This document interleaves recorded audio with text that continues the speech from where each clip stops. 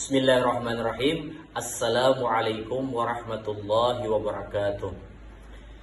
Alhamdulillahirabbil alamin. Allahumma shalli ala sayyidina Muhammad wa ala alihi wa sahbihi ajmain. Para mahasiswa, mahasiswi, peserta kuliah perbandingan madhab, alhamdulillah kembali kita melanjutkan perkuliahan pada pertemuan yang kedua.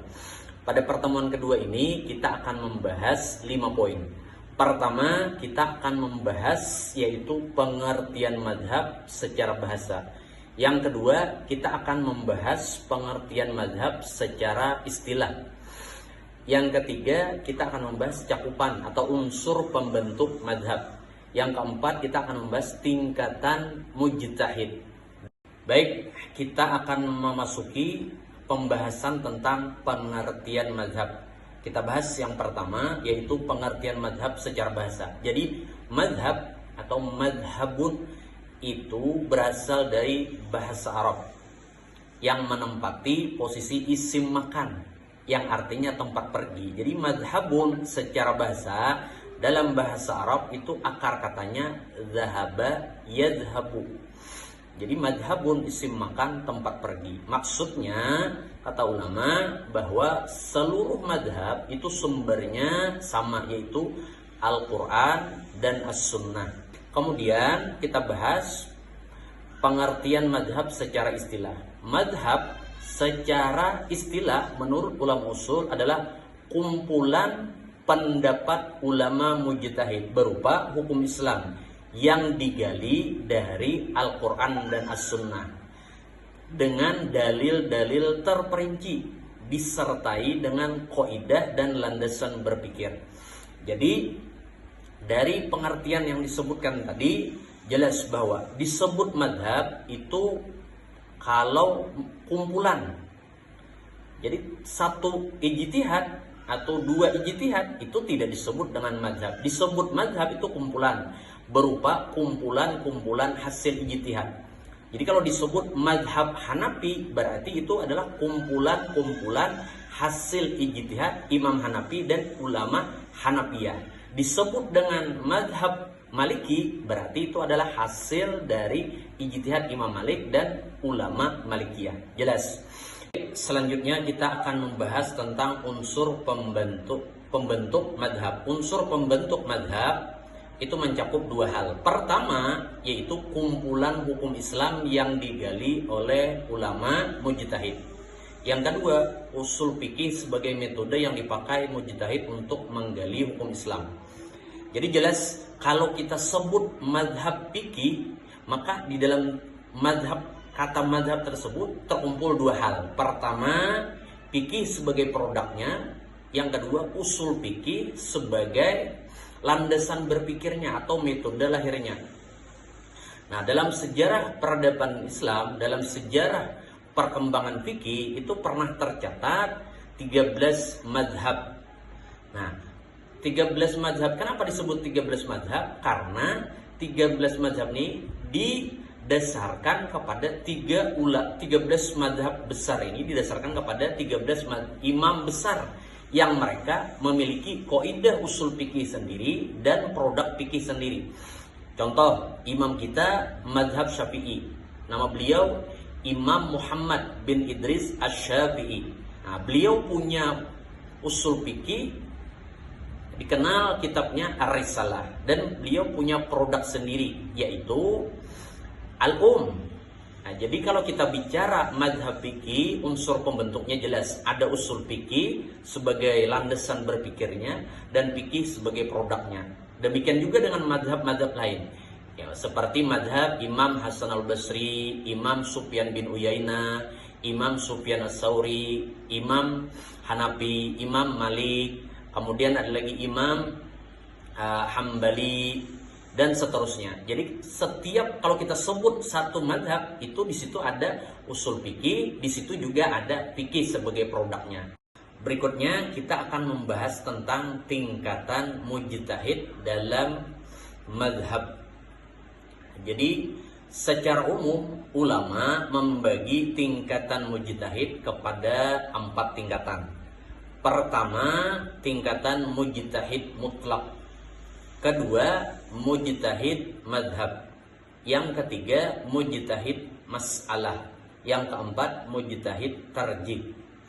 Nah, yang pertama kita akan membahas mujtahid mutlak. Apa itu mujtahid mutlak? Mujtahid mutlak adalah mereka para imam yang mereka berijtihad langsung kepada sumber utama, yaitu Al-Quran dan As-Sunnah. Contohnya siapa? Yaitu para imam. Imam Hanafi, Imam Malik, Imam Syafi'i, Imam Ahmad bin Hanbal, Imam Sufyan bin Uyainah, Imam Sufyan Tsauri, Imam Hasan al-Basri. Nah, mereka-mereka ini adalah para ulama mujtahid mencapai derajat mujtahid mutlak, yaitu tingkatan tertinggi dalam madhab. Mereka yang merancang konsep atau landasan berpikir sehingga melahirkan teori-teori usul fikih sebagai dasar dalam berpendapat. Nah, ini disebut dengan tingkatan mujtahid mutlak. Kemudian di tingkatan kedua yaitu mujtahid madhab. Siapa mereka mujtahid madhab? Yaitu mereka-mereka yang berijtihad. Jadi ingat, mereka ini disebut, jadi kalau ada madhab Syafi'i dan Syafi'iyah, ada madhab Maliki, Malikiyah.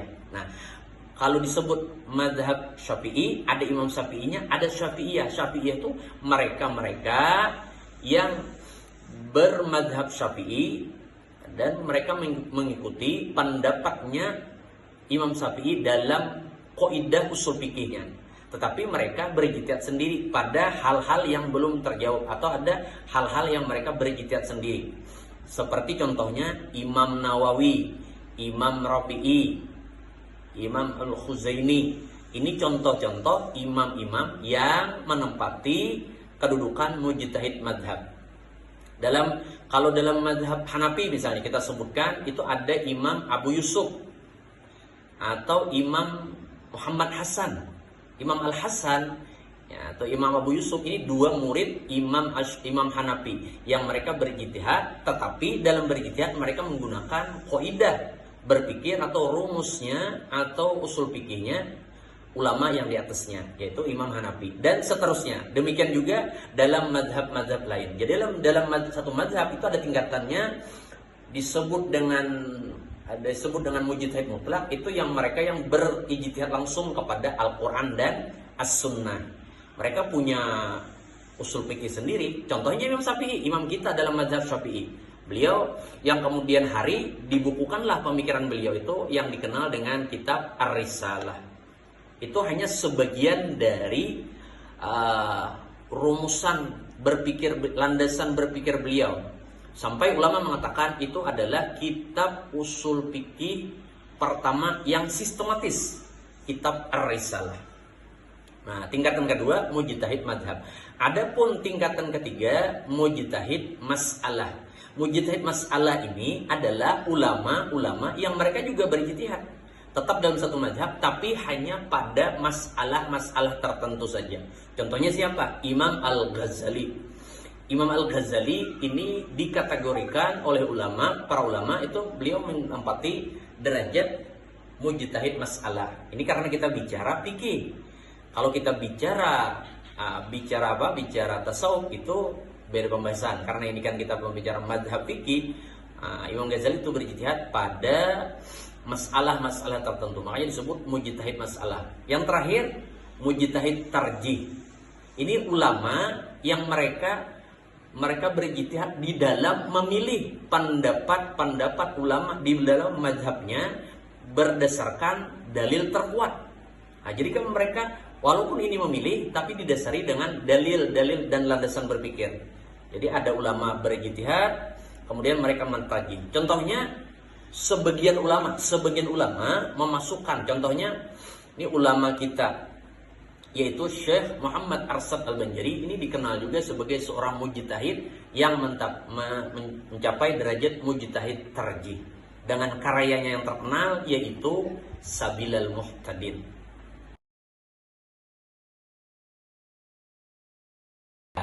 Baik para mahasiswa, mahasiswi, peserta kuliah, perbandingan madhab. Demikian materi perkuliahan pada pertemuan kedua ini. Mudah-mudahan apa yang kita pelajari menjadi ilmu yang manfaat barokah. Demikian yang dapat saya sampaikan. Saya tutup dengan mengucapkan hamdalah. Alhamdulillahirabbil alamin. Hadani Allah wa iyyakum ajmain. Assalamualaikum warahmatullahi wabarakatuh.